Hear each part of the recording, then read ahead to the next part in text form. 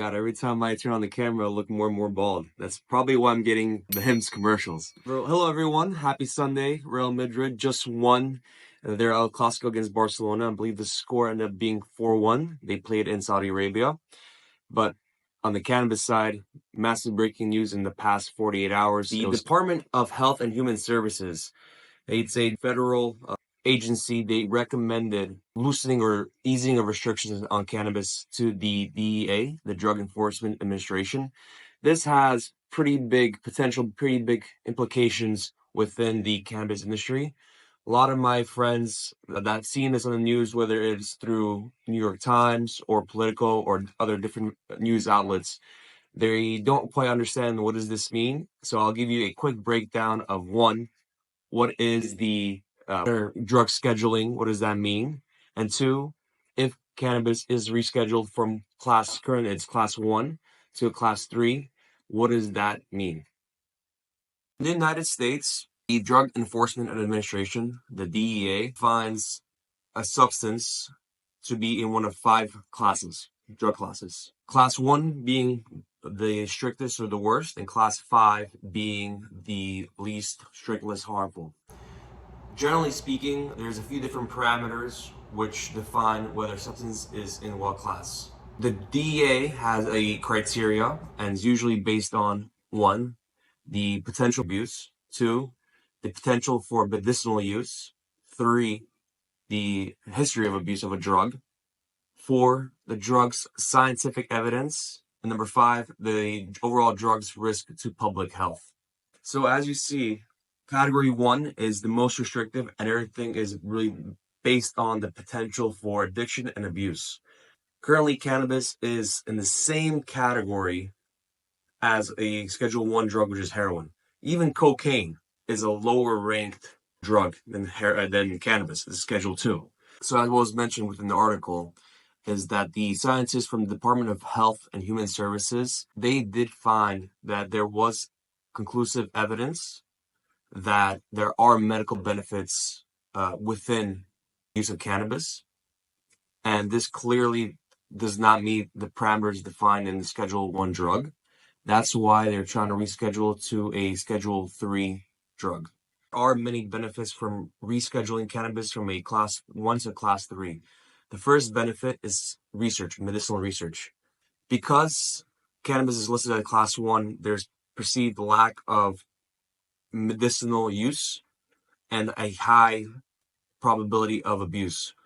Generally speaking, this means research has been very limited. With the rescheduling of Class 1 to Class 3, this means that there is a lot of potential for medicinal purposes, which means a lot more money will be poured into cannabis to study, and this will unlock a lot more potential from the plant, and they will lead to a lot more uses just out of medicinal research from the plant. The second big positive of rescheduling cannabis from Class 1 to Class 3 is the medicinal use. Not every state has legal medicinal use for cannabis. And because of the Class 1 distinction that we currently have, any state that's federally legal can easily say it's currently classified as a Class 1 drug, which means high potential for abuse and low, if not any, medicinal use. With this reclassification, we know that there's medicinal use. So patients in the states where it's currently federally illegal have a lot more firm argument to say that it should be legalized, at least for medicinal uses.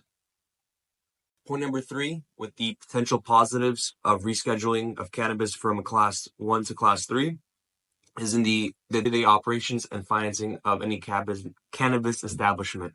Currently, cannabis on the federal level is taxed at a gross revenue margin, which means I get cannabis, I sell to someone, I'm taxed at that level.